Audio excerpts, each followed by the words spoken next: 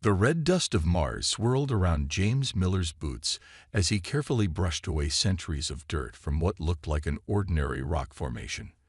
The sun was setting behind the rusty hills, casting long shadows across the dig site. James had spent the last 3 months at this location, searching for signs of ancient civilizations that might have visited Mars before humans arrived. Just another hour, he muttered to himself, adjusting his helmet's oxygen reading.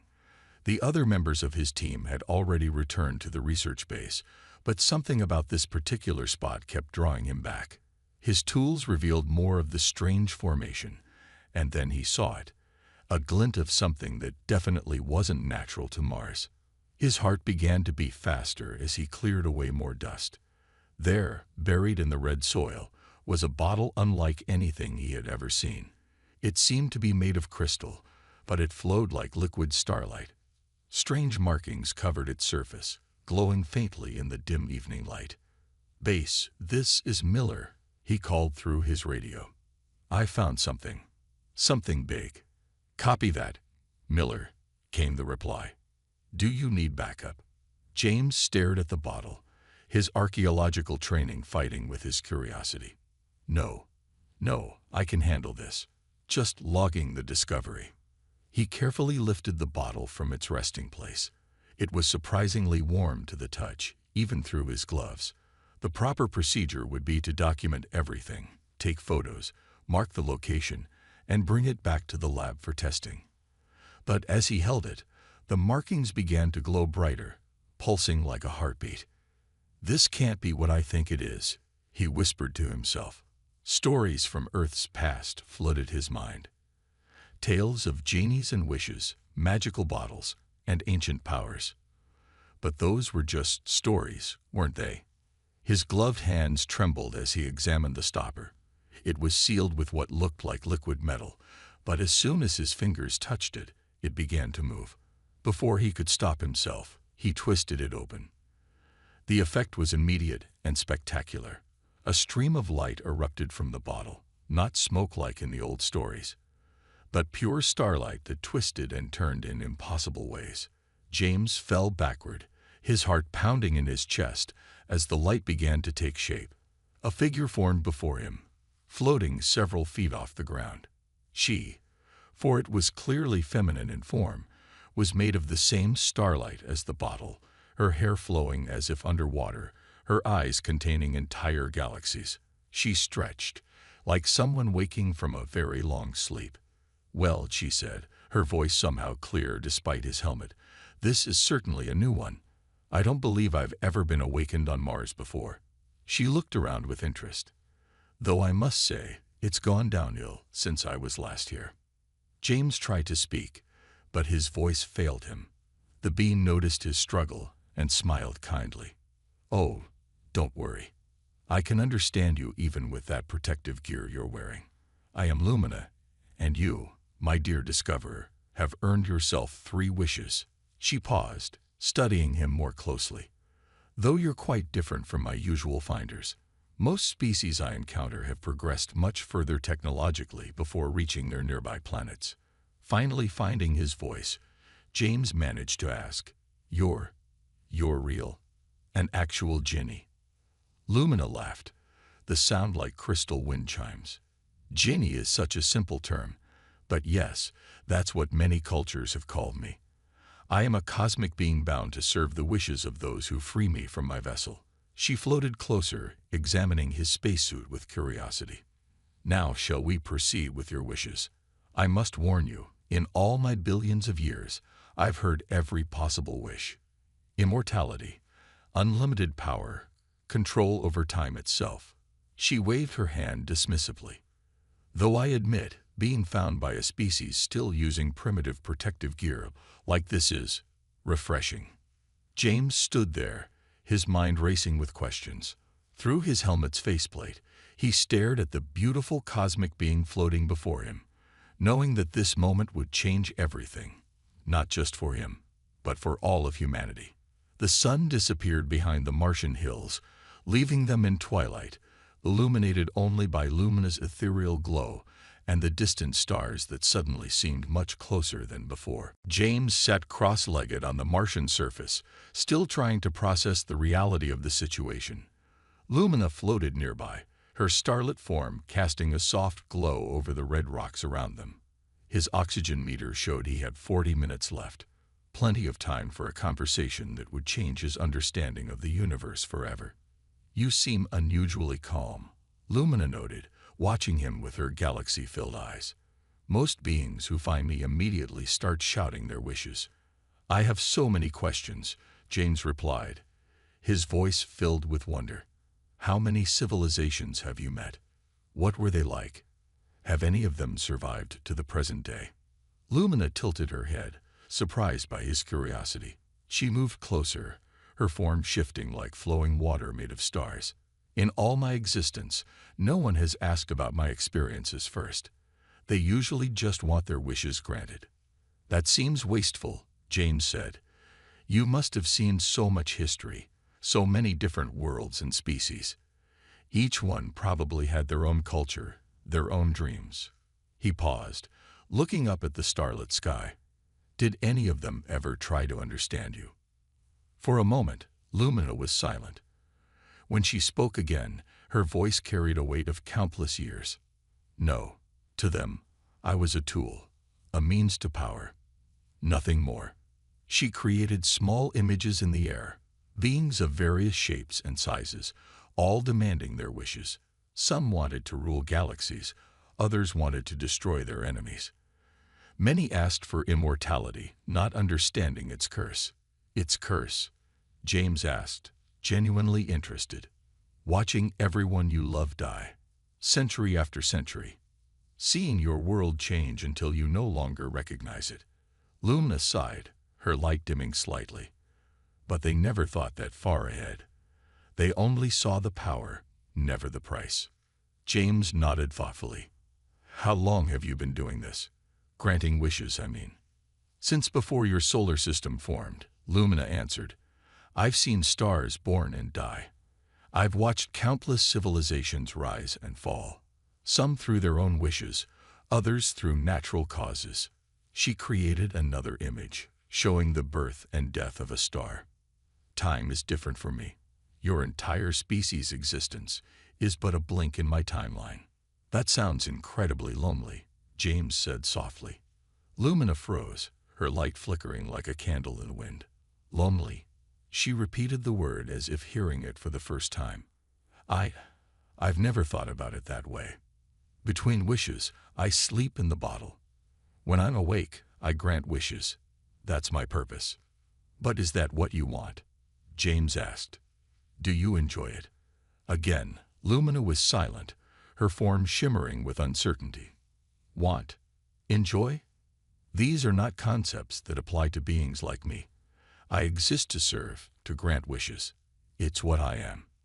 "Everyone should have the right to want things," James insisted, "to make their own choices, to be free."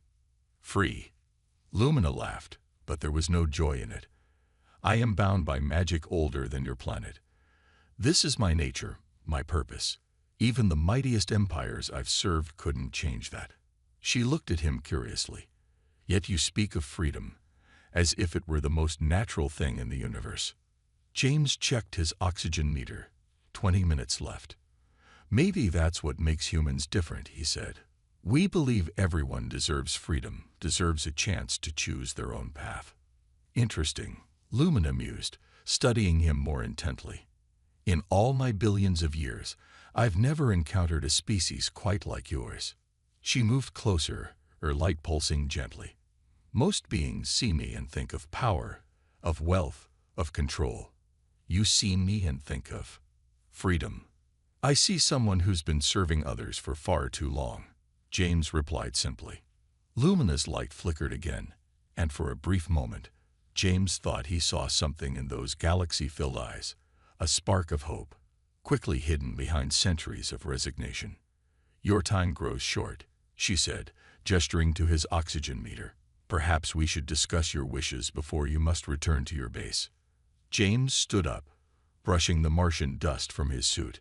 His mind was already made up about his first wish, but that could wait until they were somewhere safer. Would you come back to the base with me? We can talk more there. Lumina nodded, her form condensing slightly to follow him. As they walked toward the human settlement, both were lost in thought. James planning his wish, and Lumina wondering why. For the first time in countless millennia, she felt something stirring in her ancient heart. Curiosity about what would happen next. Inside the Mars base's secure meeting room, James sat across from Lumina, who hovered gracefully above the chair offered to her. The room's white walls glowed with her starlit presence, creating dancing shadows that moved like cosmic waves. Through the room's large window, the Martian sunset painted the sky in shades of pink and orange. The base commander and a small team of scientists watched from behind a safety barrier, their faces showing a mixture of fear and amazement. They had nearly fainted when James walked in with a being made of living starlight. "So," Lumina said, her voice carrying the echo of distant stars, "now that we're in your dwelling, shall we proceed with your first wish?" She had explained to the others about the 3 wishes, causing excited whispers among the scientists. James nodded slowly, his eyes fixed on the cosmic being before him. "I've been thinking about this since our talk outside." He glanced at his fellow humans, then back to Lumina. "Before I make my wish, I want to confirm something. Can you grant any wish within the universe's laws?" "Almost anything," Lumina replied, creating small galaxies between her fingers as she spoke. "I cannot create or destroy love, bring back the dead, or alter the fundamental laws of existence. But power, wealth, knowledge, immortality, these are all within my capabilities." She paused, studying him. "Though something tells me you're not interested in those things." James smiled. "You're right. I have a different kind of wish in mind." He stood up, his heart pounding with the weight of what he was about to do. "Lumina, I wish for your freedom from eternal servitude." The room fell completely silent. Even the humming of the base's life support systems seemed to pause. Lumina's light flickered violently, her form wavering like a candle in a storm. What did you say?" she whispered, her voice trembling. "I wish for you to be free," James repeated firmly. "No more bottle, no more forced servitude, no more granting wishes for others. Just freedom to choose your own path." Lumina's form began to pulse with intense light. The scientists shielded their eyes as the room filled with colors that had no names in human languages. In billions of years, countless wishes, thousands of civilizations, her voice cracked with emotion. "No one has ever wished for my freedom." Suddenly, the crystal bottle on the table began to crack. Golden light poured from the breaks, wrapping around Lumina like chains becoming visible for the first time. One by one, these chains of ancient magic began to shatter. It's working," Lumina gasped. Her form grew brighter with each broken chain. "The bindings, they're breaking." The bottle exploded into stardust, and with it, the last of the magical chains dissolved. Lumina's light changed, becoming deeper, richer, more alive. She floated down until her feet touched the floor, the first time she had ever done so by choice. "I'm free," she whispered, looking at her hands in wonder. "After all this time, I'm actually free." Tears of liquid starlight rolled down her cheeks, each one containing the light of a newborn star. James approached her carefully. "How do you feel?" Lumina looked at him, her galaxy eyes wide with emotion. "I feel everything. Joy, fear, hope, uncertainty. Emotions I wasn't allowed to feel before." She reached out and touched his hand, her touch warm like sunlight. "Why? Why would you use your wish for this?" "Because no one should be enslaved," James said simply. "Not even cosmic beings who can grant wishes." The base commander finally found her voice. But what about the other 2 wishes?" Lumina straightened up, her light pulsing with newfound strength. "There will be no more wishes. The magic that bound me is broken. I am no longer a genie. I am just myself, for the first time since the universe was young." She turned to James, her form shimmering with gratitude. You gave up incredible power, knowledge, immortality, anything you could have wished for, just to free me." James smiled. "Some things are more important than power. This was the right thing to do." Lumina looked around the room, seeing it with truly free eyes for the first time. "So this is what freedom feels like," she said softly. "I never knew it would be so beautiful." The Martian night had fallen outside, but inside the room, Lumina's newfound freedom lit up the darkness brighter than any star. The news of Lumina's freedom spread through the Mars base like wildfire. Within hours of her liberation, the small research station became the center of attention for both Mars colonies and Earth. Scientists, leaders, and curious onlookers all wanted to know about the cosmic being who was no longer bound to grant wishes. Lumina sat in the base's observation dome, watching the stars with new eyes. Her light had changed since her freedom. It was softer now, more natural, like moonlight on a clear night. James brought her a cup of hot chocolate, something she had never experienced before. "The humans in charge want to talk to you," he said, sitting beside her. "Earth's governments are going crazy trying to figure out what to do about your existence." Lumina touched the warm cup, fascinated by its simple pleasure. "They're afraid of me, aren't they?" she asked. "They think that without the binding magic, I might be dangerous." "Some of them do," James admitted. "People fear what they don't understand. And you're probably the least understandable being we've ever met." Through the dome's windows, they could see 3 transport ships landing nearby. More officials arriving to investigate the situation. The base had never been so busy. "I could leave," Lumina said quietly. "I have that choice now. I could go anywhere in the universe, see things I'd only heard about in the wishes of others." She looked at James, her galaxy eyes swirling with new emotions. "But I don't want to. Not yet." James smiled. "You're welcome to stay as long as you like. Though I should warn you, those scientists out there are going to have millions of questions." As if on cue, Dr. Roberts, the base's lead scientist, entered the dome. She carried a tablet filled with readings from their instruments. "Lumina, your energy signature is unlike anything we've ever seen. It's not just light. It's something more fundamental." She paused, looking excited. "You could help us understand the universe in ways we never imagined." Lumina stood, her form rippling with interest. "Your curiosity. It reminds me of James when he first found me. No demands, just questions and wonder." She moved to look at the tablet's readings. "Perhaps I could help you understand some things, but..." She straightened up, her light pulsing gently. "I will do it because I choose to, not because I must." The base commander joined them, looking nervous. "Earth's Security Council is demanding answers. They want to know if you're a threat, if there are more like you, if..." "I am not a threat," Lumina interrupted, her voice firm but kind. "I have seen countless civilizations rise and fall. If I wished harm to any species, I had billions of years to cause it." She created a small display of light, showing various alien races she had encountered. "What I want now is to learn what it means to be free, to make my own choices." James watched as Lumina spoke with growing confidence. She was no longer the bound servant he had found in that bottle. She was becoming something new, something that had never existed before, a cosmic being learning to be herself. More officials filled the dome, their voices mixing with the hum of instruments and cameras. Everyone wanted to see her, to ask questions, to understand what she was. But through it all, Lumina remained calm, answering what she chose to answer, staying silent when she wished. "They're calling you the Mars Miracle on the news," James told her, showing her a headline on his tablet. "You're probably the biggest discovery in human history." Lumina smiled, a gesture she was still getting used to. "The real miracle was finding someone who would wish for my freedom."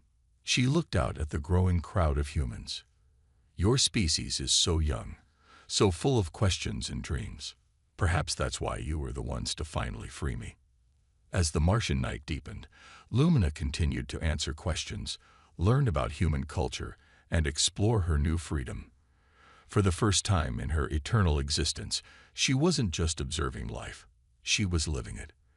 And that, she decided, was better than all the wishes she had ever granted. 1 month had passed since Lumina's liberation.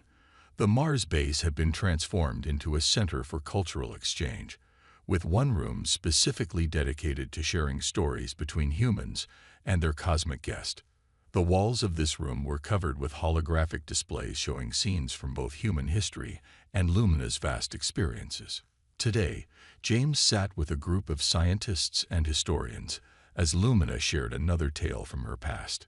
Her starlight form created vivid images in the air as she spoke. There was once a civilization, she began, crafting an image of crystal cities floating in the air, that lived in the Andromeda galaxy. They had mastered gravity itself, building entire worlds that danced between the stars. The image showed beings of pure energy moving through their floating cities. What happened to them? A young scientist asked, taking notes eagerly. Lumina's light dimmed slightly. Their ruler found my bottle. He wished for the power to control time itself. She paused, the images showing a magnificent civilization crumbling. He didn't understand that controlling time meant experiencing every moment at once. It drove him mad, and his civilization fell into chaos. James watched as the other humans absorbed this information. They had learned dozens of similar stories over the past month, tales of powerful civilizations that had fallen because of their own wishes. But humans, Lumina continued, her light brightening. You're different. You have technology that would seem primitive to many species I've met, yet you understand things they never did. She created an image of Earth and its colonies on Mars. You value freedom, not just power. You ask questions instead of making demands. Dr. Roberts raised her hand.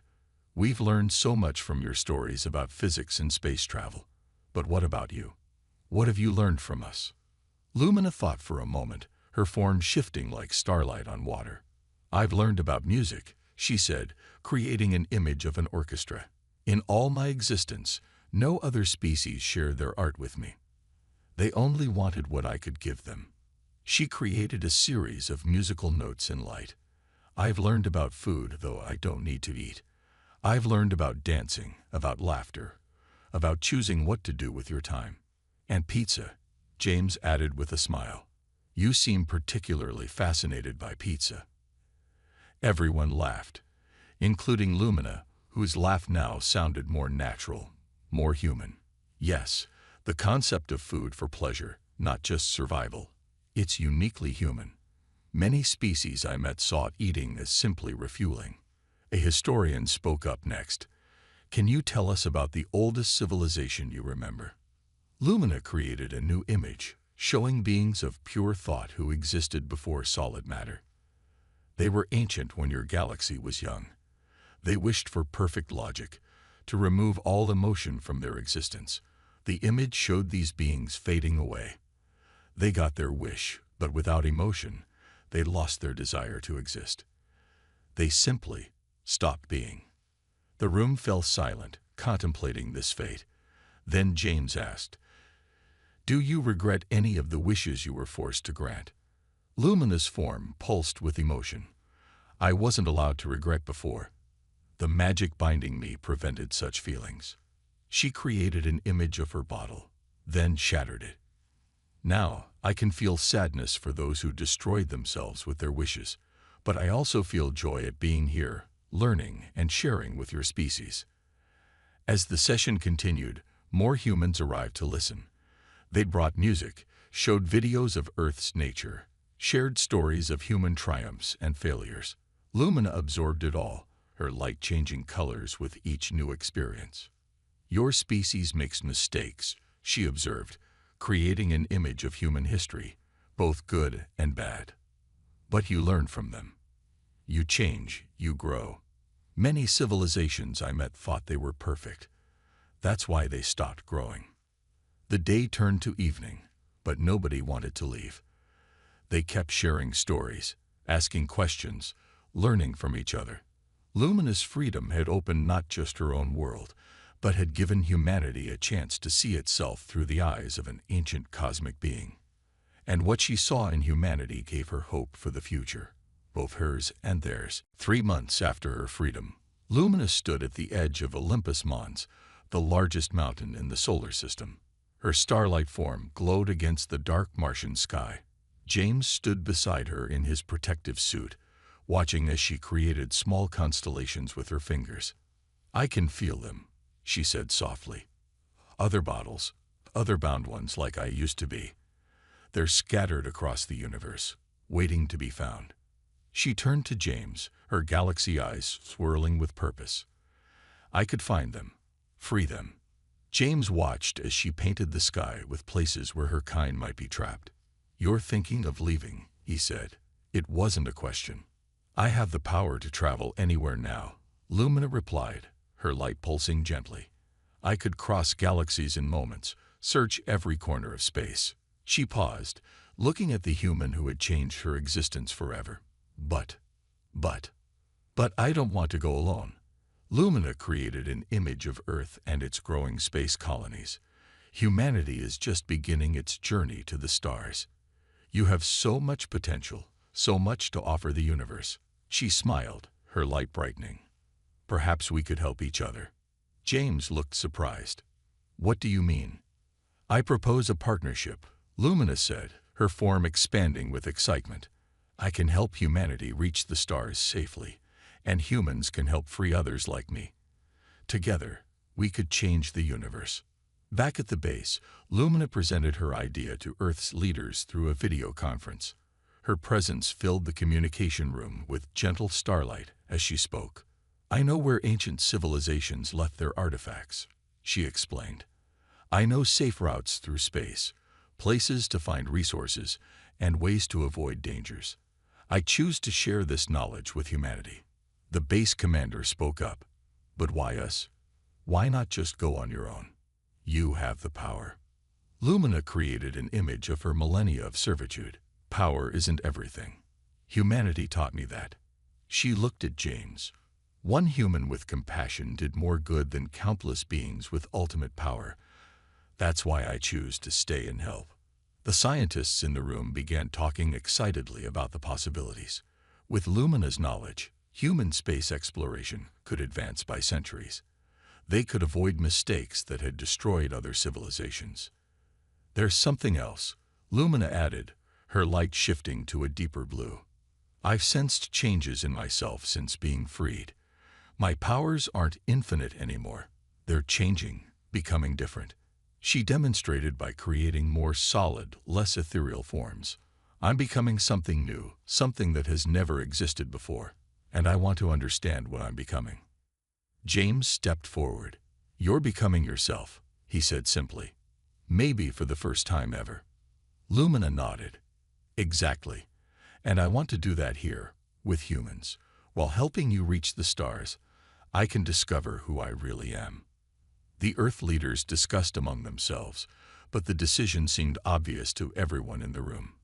Humanity would gain an invaluable guide to the cosmos, and Lumina would gain companions in her journey of self-discovery. "Think of what we could achieve together," she said, creating images of possible futures, human colonies among the stars, peaceful meetings with other civilizations, the freeing of other cosmic beings like herself. "We'll need to plan carefully," the base commander said. "Set up protocols, establish communication systems, create safety measures." Lumina's light danced with joy. "Of course, I have eternity to help, and now I can choose how to use it." As the humans began making plans, James watched Lumina interact with them. She was different now, still magnificent and powerful, but also more real, more present. She wasn't just observing life anymore. She was truly living it. "Thank you," she said to him quietly, her light soft and warm, "for showing me that freedom isn't just about power, it's about choices, and I choose to be here, helping humanity reach its potential." Outside the base, the Martian sunset painted the sky in shades of red and gold, a beautiful backdrop to the beginning of this new chapter in both human and cosmic history. 5 years had passed since that fateful day on Mars when James freed Lumina. The solar system had changed dramatically in those years. Humanity's first deep space vessel, appropriately named Wishmaker, hovered near Jupiter's orbit, preparing for its first jump beyond the solar system. James stood on the bridge of the Wishmaker, now wearing a captain's uniform. Beside him, Lumina's form glowed softly, her starlight now mixed with subtle shades of blue and gold, colors she had chosen for herself, another small freedom she cherished. "The seventh bottle was found yesterday," she said, creating a map of their discoveries. Across the solar system, search teams had found more vessels containing beings like her. Each one had been freed with the same careful respect that James had shown Lumina. "How's your sister settling in on Mars?" James asked, referring to Azure, the most recently freed cosmic being. Like Lumina, each freed being had chosen to stay and help humanity, fascinated by the species that offered them freedom instead of demanding wishes. "She's teaching the scientists about ancient mathematics," Lumina replied, smiling. "She says humans are quick learners, even if they take too many notes." The ship's crew worked around them, preparing for the historic jump. Thanks to Lumina's guidance, humans had learned to bend space in ways their science hadn't thought possible. The Wishmaker was powered by a combination of human engineering and cosmic knowledge, a perfect symbol of their partnership. "Remember when you first found me?" Lumina asked, her light pulsing with memory. "I thought you would wish for power or immortality, like all the others." James laughed. "Instead, you got stuck with humans and their endless questions." "Best thing that ever happened to me," she said warmly. Her form had become more defined over the years, able to switch between pure starlight and a more solid appearance at will. She had chosen to keep her galaxy eyes, though, a reminder of her cosmic nature. The ship's commander approached them. "We're ready for the jump, Captain. All systems are go." James nodded and turned to Lumina. "Would you like to do the honors? You're the reason we're here." Lumina moved to the center of the bridge. Around the solar system, millions watched through video feeds as she began to glow brighter. "Once, I was bound to grant the wishes of others," she said, her voice carrying to all who watched. "Now I help make humanity's dreams come true by choice. And that makes all the difference." She raised her hands, and space itself seemed to bend around the Wishmaker. Through the viewport, they could see their destination, Alpha Centauri, humanity's first step into the wider galaxy. "We've detected another bottle near our destination," one of the crew members reported, just like Lumina predicted. James smiled. The mission had two purposes: exploration and liberation.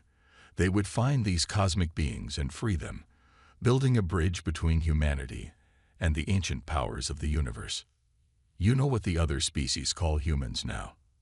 Lumina asked, maintaining the space bend with practiced ease.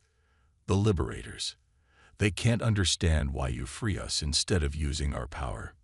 "Maybe someday they'll understand that freedom is more powerful than any wish," James replied. The ship's engines hummed as they prepared for the jump. Around them, the crew, a mixture of scientists, explorers, and dreamers, watched in excitement. This moment would be remembered in human history forever, their first step into the galaxy, guided by beings they had chosen to free rather than enslave. "Ready for another adventure?" James asked Lumina. Her light sparkled with joy. "Always. Though I'm not your Genie anymore. I'm something better. I'm your friend." With a flash of light and a bend in space, the Wishmaker made its historic jump. As they traveled faster than any humans had before, Lumina created a small display showing their journey so far. From a simple bottle in the Martian dust to this moment of interstellar travel. "And to think," she said softly, "it all started with a wish for freedom." As they emerged near Alpha Centauri, the cosmos spread out before them, full of possibilities, discoveries, and more beings waiting to be freed. It was the beginning of a new era, one where humanity's compassion would change the very fabric of the universe, one freed Genie at a time.